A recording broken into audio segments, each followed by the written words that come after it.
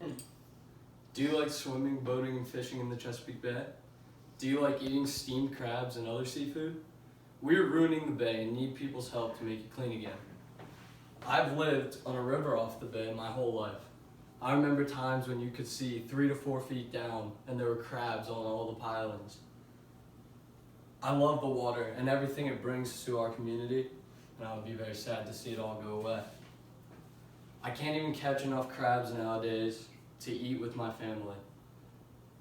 Today, I will explain what is causing the bay to get so dirty and how the Chesapeake Bay Foundation helps clean up the bay. To start, I will describe some of the main reasons the bay is so dirty. Pollution and overfishing create a bad cycle that leads to poor water quality and eventually dead zones. The Chesapeake Bay Foundation, or the CBF, tells us why this happens. Air pollution and chemical runoff goes into the bay, and because of all of our man-made surfaces, hard surfaces, those chemicals don't leak into the ground. Instead, they end up in our water.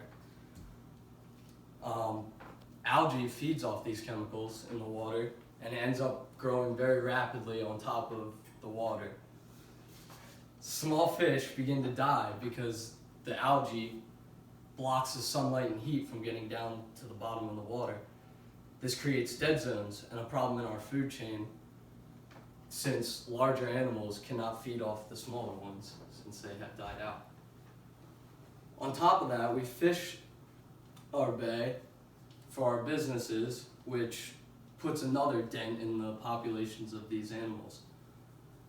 Blue crabs, as you can see here, are one of Maryland's most famous delicacies. And because of fishing and over pollution, they're starting to die out. The Chesapeake Bay Foundation is a large organization dedicated to making the bay healthy again.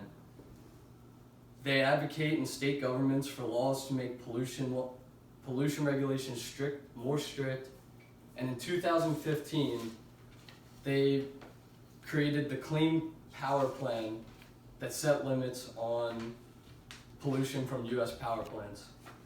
This is a picture of the dead zones.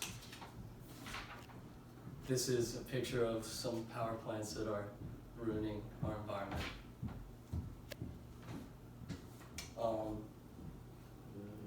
They also raise money to put towards the Chesapeake Clean Water Blueprint. The Chesapeake Clean Water Blueprint is the CBF's plan to clean up the bay. Now you see what the Chesapeake Bay Foundation does to benefit the environment, and here's what you can do to help. They have many ways that you can get involved, or you can get involved on your own. At a minimum, do your part. Everything counts. Don't litter, pick up trash when you see it, and be aware of the chemicals you use inside and around your house, because they could end up in the bay. Also, the CBF has a variety of ways you can get involved.